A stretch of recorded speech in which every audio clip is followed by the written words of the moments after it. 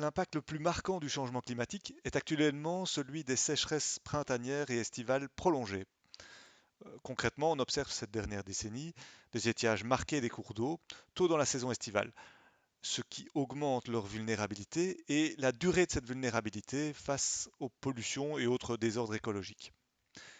Lorsque ces cours d'eau, comme c'est le cas de la Meuse, sont une source d'eau potable exploitée, celle-ci devient donc moins productive et des sources d'approvisionnement alternatives en eau potable, souvent plus onéreuses, doivent être intensivement exploitées. C'est le cas des pompages dans des nappes profondes, par exemple.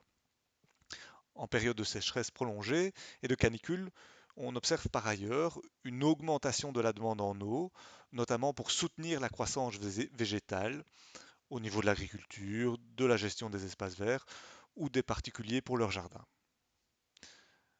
Un autre grand type d'impact sur la ressource en eau lié au changement climatique, c'est l'occurrence plus fréquente d'orages thermiques, favorisés dans des atmosphères chaudes et humides.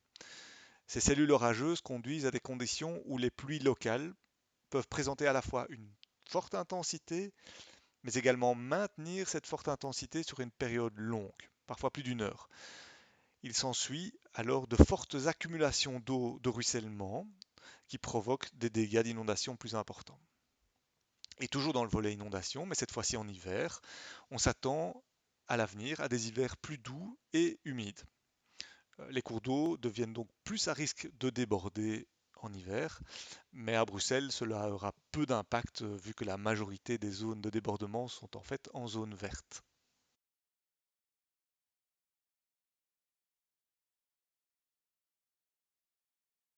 Notre région se situe dans une zone relativement peu affectée par le changement climatique comparativement à d'autres régions du globe. Mais nos émissions de gaz à effet de serre participent au réchauffement mondial. Nous avons donc une responsabilité vis-à-vis des régions les plus touchées et donc nous devons réduire nos émissions. En ce qui concerne l'eau, l'exploitation durable de la géothermie permet de réduire les émissions de gaz à effet de serre en valorisant les propriétés thermiques des eaux souterraines. L'aménagement du territoire joue un rôle prépondérant dans l'exposition au risque d'inondation pour la population et les infrastructures. Il peut le renforcer ou l'atténuer. Le ruissellement doit être retenu ou contenu en amont des zones inondables. Et vraiment, chaque goutte compte. L'eau de pluie peut être retenue dans des citernes, infiltrée, tamponnée dans des noues, dans des zones d'immersion temporaire ou des bassins d'orage.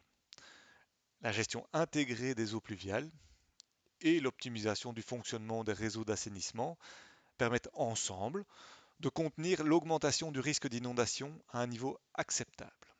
Plus de nature en ville, c'est potentiellement plus d'espace pour accueillir les eaux de ruissellement en excès. Mais c'est surtout plus d'éléments évapotranspirants qui baissent la température en cas de canicule et réduisent le phénomène d'îlot de chaleur urbain. Ces éléments évapotranspirants doivent disposer de suffisamment d'eau pour être fonctionnels en période de canicule. La lutte contre les espèces invasives dans les systèmes aquatiques doit permettre de maintenir les équilibres écologiques. Ces systèmes sont fragilisés par l'activité humaine et dans une moindre mesure par les changements climatiques. De même, la renaturation des berges favorise la résistance des écosystèmes face aux différents stress externes.